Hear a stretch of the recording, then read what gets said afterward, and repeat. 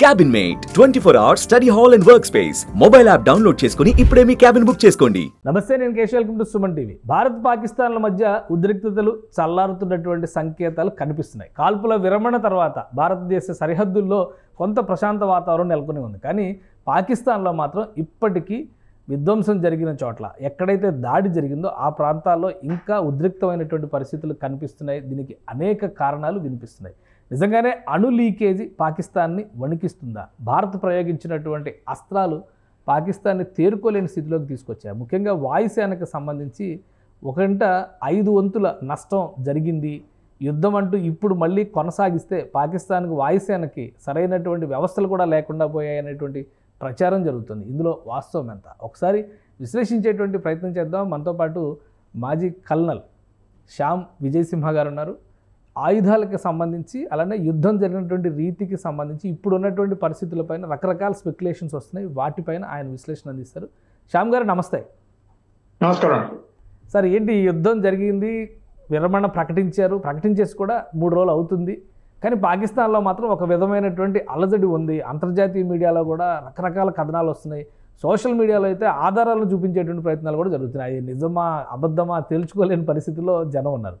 నిజంగానే ఆ స్థాయిలో దాడి జరిగిందా? పాకిస్తాన్ లోపల మన వాళ్ళు చేసినటువంటి దాడి బీభత్సాన్ని సృష్టించిందా? అవునండి. అంటే మనం ఇప్పుడు ఏ దేశానికైనా దూరంగా వెళ్ళి మనుషులు పంపించకుండా దూరంగా వెళ్ళి దాడి చేసే పద్ధతి మీకు వైమానిక దళంలో ఉంటుంది లేదా క్షిపణుల్లో ఉంటుంది. ఇప్పుడు వైమానిక దళం వాళ్ళ దాన్ని మొత్తం నిర్వీర్యం చేస్తామంటే వాళ్ళ ఎయిర్ ఫీల్డ్స్ అన్ని నేలమట్టం అయిపోయాయి. అంటే వాళ్ళ రన్వేస్ అన్ని కొలాప్స్ అయిపోయాయి. మీకు అంటే రన్వేస్ అన్నిటి మీద మన మిజైల్స్ తో అటాక్ జరిగింది, డ్రోన్స్ తో అటాక్ జరిగింది. కాబట్టి వాళ్ళు ఎట్టి పరిస్థితుల్లోనూ అక్కడి నుంచి విమానాలని టేక్ ఆఫ్ చేసుకునే పరిస్థితుల్లో లేరు. ఇది మొదటిది. రెండో విషయం, ఇప్పుడు వాళ్ళ దగ్గర స్థలం అనుకోవచ్చు, లేదంటే విస్తీర్ణం వల్ల పాకిస్తాన్ యొక్క దేశ విస్తీర్ణం వల్ల అని అనుకోవచ్చు, వాళ్ళ వైమానిక స్థావరాల పక్కనే వాళ్ళ మిజైల్స్, వాళ్ళ అణ్వాయుధాలు కూడా ఉన్నట్టుగా అనిపిస్తోంది ఇప్పుడు చూస్తూ ఉంటే. ఎందుకంటే ప్రతిరోజు ఏదో కొత్త వార్త వింటున్నాం మనం. ఈ రకంగా ఆలోచిస్తే మన క్షిపణులు చేసిన దాడికి నష్టమైపోయిన వాళ్ళ వాయుదళ స్థావరాలతో పాటు ఒకవేళ కనుక ఇవి కనుక ఉండుంటే వీటికి కూడా ఇబ్బంది కలిగే పరిస్థితి తప్పకుండా ఉండుంటుంది. సో కానీ ఒకటి, ఈ న్యూక్లియర్ వార్ హెడ్స్ అనగానే ఒక రకమైన చాలా సెన్సిటివ్ అంశాలు. అసలు వాటిని ఎలా ప్రిజర్వ్ చేస్తారు? మామూలు ఆయుధాగారం లాగా పెడతానికి అవకాశం ఉంటుందా? ఒకవేళ సర్ఫేస్ మీద భూమి పైన నిర్మించినటువంటి భవనాల్లో కనుక పెడితే ఇలా దాడులు జరిగినప్పుడు ఖచ్చితంగా నష్టం జరగవచ్చు.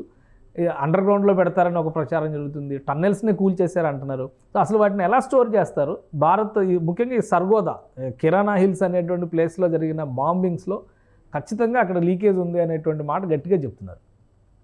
అంటే ఇప్పుడు అవి ఎట్లా స్టోర్ చేస్తారు అనేది చాలా క్లాసిఫైడ్ మ్యాటర్. అది దాన్ని మనకు కూడా అణ్వాయుధాలు ఉన్నాయి, అది చాలా క్లాసిఫైడ్ మ్యాటర్ కాబట్టి మనం దాన్ని ఎక్కువగా చర్చించుకోవడం మంచిది. రెండు, అవి జనరల్ గా ఎలాగా స్టోర్ చేస్తారంటే ఇప్పుడు అవి అణ్వాయుధాలు కదండి, అందుకని వాటి నుంచి వచ్చే రేడియేషన్ కానీ లీకేజీలు కానీ ఉండకుండా, అంటే ఒకవేళ ఏమైనా చిన్న మొత్తంగా ఏమైనా ఎక్కడైనా జరిగినా ఉన్నా అవి బయటకి వచ్చి చుట్టుపక్కల ఉన్న ప్రదేశాన్ని ప్రభావితం చేయకుండా ఉండేట్టుగా కట్టదిట్టాలు తీసుకుంటారు. దానికి సంబంధించిన పరిస్థితుల్లో కొన్ని భూమి లోపల పెట్టచ్చు, కొన్ని ఒకవేళ పైన ఉన్నా కూడా ఇప్పుడు మీరు చెప్పినట్టుగా కొండ ప్రాంతాల్లో వాటిల్లో పెడతారు. సో దట్ ఏమవుతుందంటే మీకు ఆ చుట్టుపక్కల ఒకవేళ ఏమైనా రేడియేషన్ వచ్చినా అది దానికి మాత్రమే పరిమితం అవుతుంది, పక్కన పాకదు. ఓకే. సో ఇప్పుడు మన దాడి జరిపినటువంటి తీవ్రత గురించి మీరు ఏమి విశ్లేషిస్తారు? బ్రహ్మోస్ క్షిపణి గురించి మాట్లాడుతున్నారు. అలానే మనం వేసినటువంటి క్షిపణులు బీభత్సాన్ని సృష్టించాయి. అక్కడ 20% వాయుసేనకు సంబంధించినటువంటి ఆస్తులు, విమానాలు కూడా F-16లు డ్యామేజ్ అయ్యాయి అంటున్నారు. అలానే చైనా సప్లైడ్ వెపన్స్ డ్యామేజ్ అయినాయి అంటున్నారు. సో దీనిలో వాస్తవం ఉందా ఏమైనా? ఎయిర్ వైస్ మార్షల్ తన మీటింగ్ లో, తన బ్రీఫింగ్ లో చెప్పింది ఏంటంటే extensive damage cause to their air fields as well as the runways అని చెప్పాడు. అంటే ఆ ఫొటోస్ కూడా చూపించారు మనకి, ఏదో ఇట్లా అయింది బికాస్ వాళ్ళ బేసెస్ అన్ని వాళ్ళు ఏం చేశారంటే వాళ్ళు ఈ ఉగ్రవాద స్థావరాలకు పక్కపక్కన పెట్టుకున్నారు. కాబట్టి వాటిని వీళ్ళు మన వాళ్ళు ఉగ్రవాద స్థావరాలను కొట్టిన తర్వాత జరిగిన డ్రోన్ అటాక్లు, మన మీద జరిగిన డ్రోన్ అటాక్లకి ప్రతిదాడిగా మనం చేసిన దాంట్లో ఎక్కడెక్కడ ఈ డ్రోన్స్ బేసెస్ ఉన్నాయి, ఎక్కడెక్కడ ఎయిర్ బేసెస్ ఉన్నాయి, వాటన్నిటిని కొట్టారు. లాస్ పర్సంటేజ్ కనుక మనం ఆలోచిస్తే ఎంత పర్సంటేజ్లో మనం కొట్టామంటే ఎంత శాతం మనం కొట్టగలిగాం అనే దాంట్లో చూస్తే మీరు చెప్పినట్టు 20% అని మనం అనుకుంటున్నాం, అంతకంటే ఎక్కువే జరిగింది. 20% కంటే ఎక్కువే జరిగింది. చాలా దారుణంగా దెబ్బతిన్నాయి వీళ్ళ వాయుదళం స్థావరాలని. రైట్ సార్, క్షిపణి దాడుల తర్వాత జరిగినటువంటి పరిస్థితులు ఇప్పుడున్న పాకిస్తాన్లో ఇప్పటికీ కూడా సోషల్ మీడియాలో వస్తున్నటువంటి దృశ్యాలు ఇంకా తేరుకోనటువంటి స్థితి ఉంది అంటున్నారు. ఆ కండిషన్స్ ఉంటాయా? ఒకరోజు జరిగినా కానీ గతంలో ఇప్పుడే ఇంతకు ముందర జరిగినవన్నీ కూడా బార్డర్లో జరిగినటువంటి అటాక్సే ఎక్కువ ఉండేవి. సో ఇంత లోపలికి చొచ్చుకుని వెళ్ళి క్షిపణులను పంపించి దాడి చేయడము, అక్కడ పాకిస్తాన్ చేస్తున్న వాదన ఏంటంటే సివిలియన్స్ని టార్గెట్ చేశారు అంటున్నారు. సో వస్తున్నటువంటి దృశ్యాలను బట్టి చూస్తే అంతా కూడా మిలిటరీ ఏరియాస్ లేదంటే ఏవైతే ఉగ్రవాద శిక్షణ కేంద్రాలు అంటున్నారో వాటికి సంబంధించినటువంటి రిలేటెడ్ విజువల్స్ బయటకు వస్తున్నాయి. ఒకసారి దాడి జరిగిన తర్వాత తేరుకోవడానికి ఎంత సమయం పట్టొచ్చు? ఇప్పుడు జరుగుతున్నటువంటి అలజడి అంతా ఏ విధంగా మనం అర్థం చేసుకోవాలి? పాకిస్తాన్కి అసలు దాడి జరిగిన తర్వాత వాళ్ళు కోలుకునే పరిస్థితి లేదు నిజానికి. అందుకనే నేను మీకు ముందు నుంచి చెప్తున్నాను, వాళ్ళకి సెకండ్ స్ట్రైక్ కేపబిలిటీ లేదు. ఓకే, మనం ఒకవేళ దాడి చేసి వాళ్ళది ఏదైనా కూల్ చేస్తే వాళ్ళు మళ్ళీ తేరుకుని కొట్టడానికి వాళ్ళకు కనీసం తక్కువ సంవత్సరం 2 సంవత్సరాలు పడుతుంది. అంత సులభం కాదు. వాళ్ళ దగ్గర లేవు వనరులు, లేవు వాళ్ళ దగ్గర డబ్బులు లేవు, వాళ్ళ దగ్గర పనిచేసే వాళ్ళు లేరు, వాళ్ళ దగ్గర తెలివితేటలు లేవు, వాళ్ళు ఏమి చేయట్లేదు, వాళ్ళు ఏమి చేయలేరు. తిండి తినడానికి వాళ్ళ దగ్గర ఫుడ్ లేదండి, అంటే ఇన్ ద సెన్స్ తిండి లేదు, డబ్బులు లేవు, ఆర్థిక వ్యవస్థ పతనం అయిపోతుంది, ఇప్పుడు నీళ్లు లేవు. కాబట్టి వాళ్ళు పేరుకోవడం అంత సులభం కాదు. మొదటిది, వాళ్ళు ఉన్న డబ్బులు ప్రజలకు పెట్టాలి కదా, వాళ్ళు తినడానికి వాటికి కనీస అవసరాల కోసం వెచ్చించాలి కదా. వాళ్ళు ఇప్పుడు ఆర్మీ కోసం మొత్తం పెట్టేస్తే ఇంక వాళ్ళు ఎలా బతుకుతారు? కాబట్టి వాళ్ళు చేరుకోవడం అంటే ఆర్మీ వనరులను మళ్ళీ సమకూర్చుకోవడం అంత సులభంగా కుదరదు.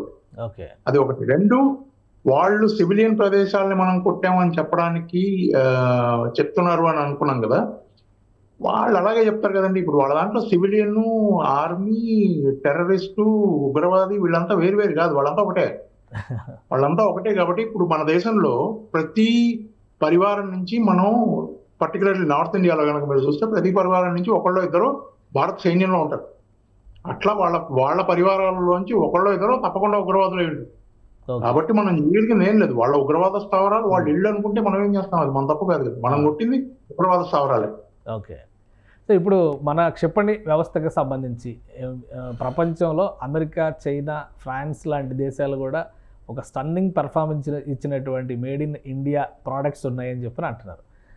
ఏంటి అంత గొప్పతనం ఏంటి మన క్షిపణులకి సంబంధించి? కంప్లీట్ ఇండిజినస్ కింద దీన్ని క్లెయిమ్ చేయడానికి అవకాశం ఉందా? ఇప్పుడు చాలా రకాల మిసైల్స్ మనం వాడాము, అంటే అది ఎయిర్ డిఫెన్స్ కోసం మనం వాడాము. అందులో లేయర్లుగా ఉంటాయండి, అంటే పొరలుగా ఉంటాయి.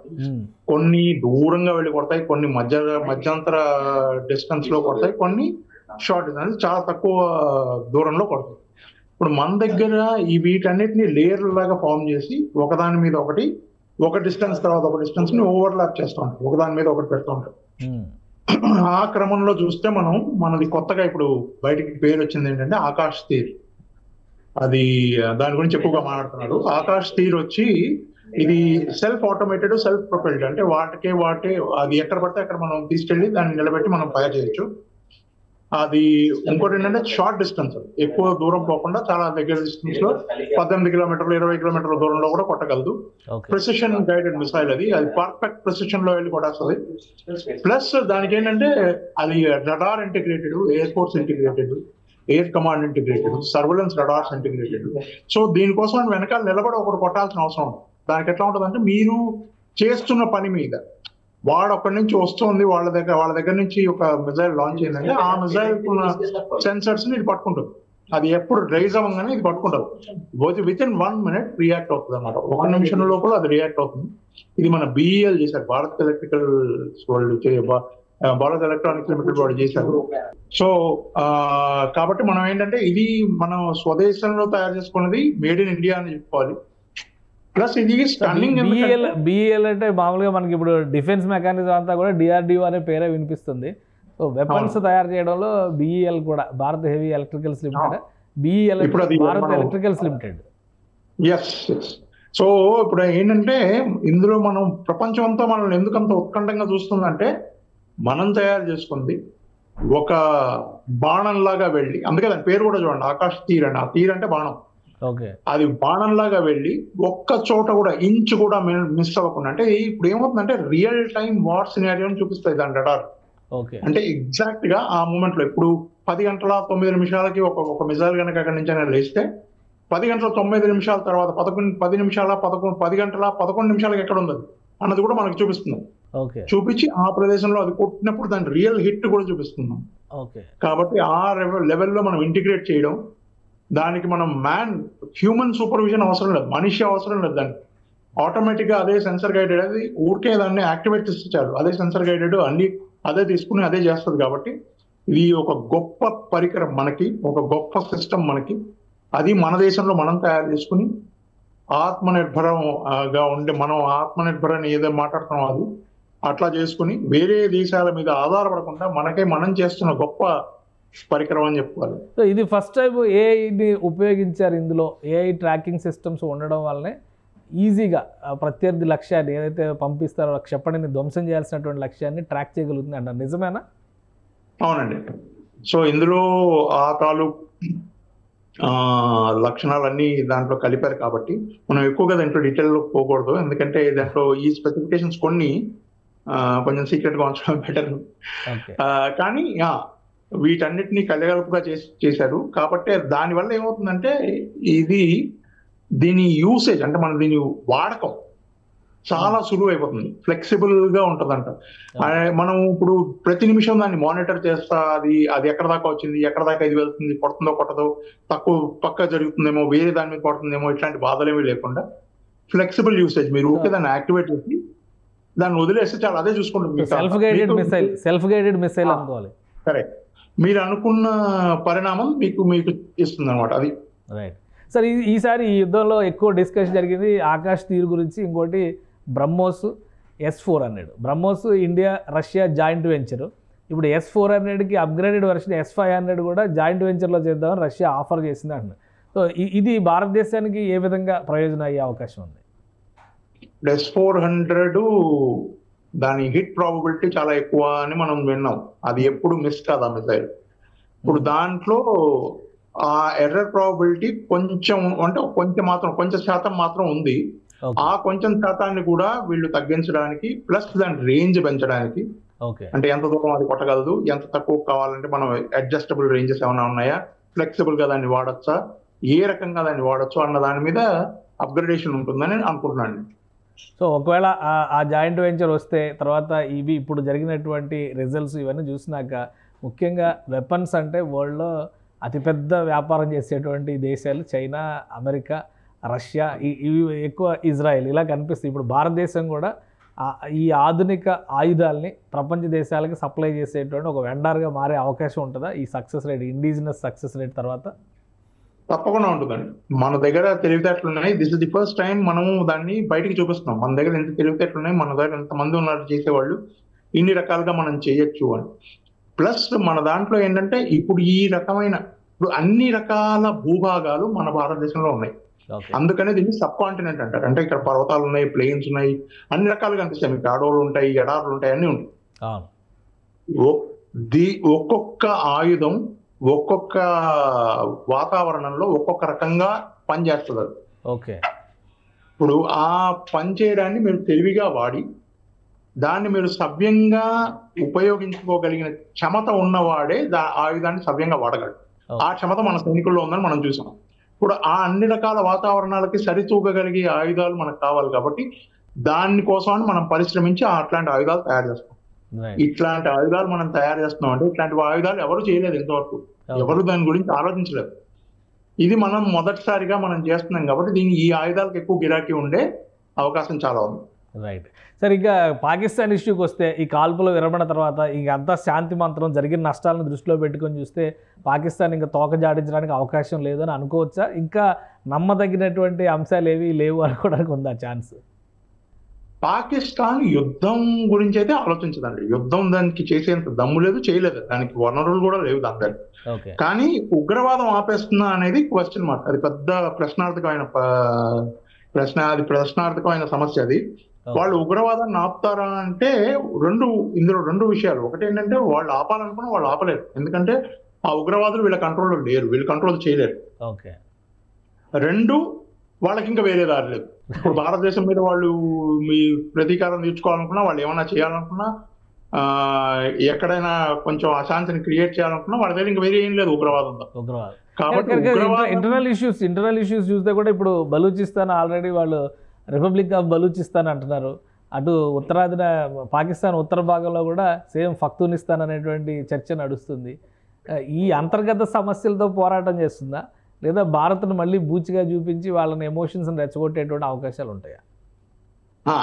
ఇక్కడ చాలా ఇంట్రెస్టింగ్ థింగ్ ఏంటంటే, ఇప్పుడు వాళ్ళ అంతర్గత సమస్యల వల్ల వాళ్ళు విడిపోతారు. నాకు తెలిసి బలూచిస్తాన్ ఇంకో సంవత్సరం లోపల బలూచిస్తాను విడిపోతుంది, పాకిస్తాన్ ఒక 2-3 ముక్కలు అవుతుందని మేము చాలా గట్టిగా అనుకుంటున్నాను. ఇప్పుడు అట్లా విడిపోవడం, వాళ్ళే విడిపోవడం మనకు మంచిది. కానీ అట్లా విడిపోకుండా వాళ్ళు ప్రయత్నాలు చేస్తున్నారు, అది కూడా మనం చూస్తున్నాం. ఈ సమయంలో వాళ్ళు ప్రత్యక్షంగా యుద్ధం చేయలేరు కాబట్టి ఉగ్రవాదాన్ని వాళ్ళు ప్రోత్సహిస్తారు. వాళ్ళు ఏం చేస్తారంటే, వాళ్ళు అక్కడ ఉన్న వాళ్ళని కొంతమందిని ఇక్కడికి పంపించాలి, లేదంటే ఏదో ఒక చిన్న చిత్తగా ఇన్సిడెంట్ అప్పుడొకటి ఇప్పుడొకటి అట్లాంటి విషయాలు చేయడాలు, ఇట్లాంటివి చేయడానికి ప్రయత్నిస్తారు. కానీ భారత్ బలూచిస్తాన్ ఫ్రెండ్షిప్ అని చెప్పని చాలా ఓపెన్గా ఆఫర్ చేస్తున్నారు వాళ్ళు. మేము నరేంద్ర మోడీ గారు మాకు వెపన్స్ ఇవ్వండి, మీరు యుద్ధం చేయాల్సిన అవసరం లేదు, పాకిస్తాన్ సంగతి మేమే తెలుస్తాం అంటున్నారు. సో ఇది ఉపయోగించుకోవడానికి అవకాశం లేదా భారతదేశానికి? అంటే ఇప్పుడు దాన్ని మనం అంతవరకు ఆ ప్రకటన వరకు వదిలేద్దామండి. దాని గురించి మన దేశం ఇంకా నిర్దిష్టంగా ఏం చెప్పలేదు, చూద్దాం ఏం జరుగుతుందో. Right sir, thank you sir విశ్లేషణ అందించినందుకు. ఇది భారతదేశం పాకిస్తాన్ మధ్య నెలకొన్నటువంటి ఉద్రిక్తతలు చాలా వరకు చల్లారిపోయాయి. అలానే పాకిస్తాన్ ఇప్పుడున్నటువంటి పరిస్థితుల్లో మరోసారి యుద్ధం చేసే స్థితి ఎట్టి పరిస్థితుల్లో లేదని కల్నల్ విజయసింహ గారు విశ్లేషిస్తున్నారు. ఇక అంతర్గత సమస్యల్లో పాకిస్తాన్ కొట్టుమిట్టాడుతుంది, ఒక సంవత్సరంలోపు 3 ముక్కలైనా ఆశ్చర్యపోవాల్సినటువంటి అవసరం లేదని ఆయన అంటున్నారు. ఇది special discussion. Keep watching. Suman టీవీలో మీ పర్సనల్ అండ్ బిజినెస్ ప్రమోషన్స్ కోసం కింది నెంబర్కి కాంటాక్ట్ చేయండి.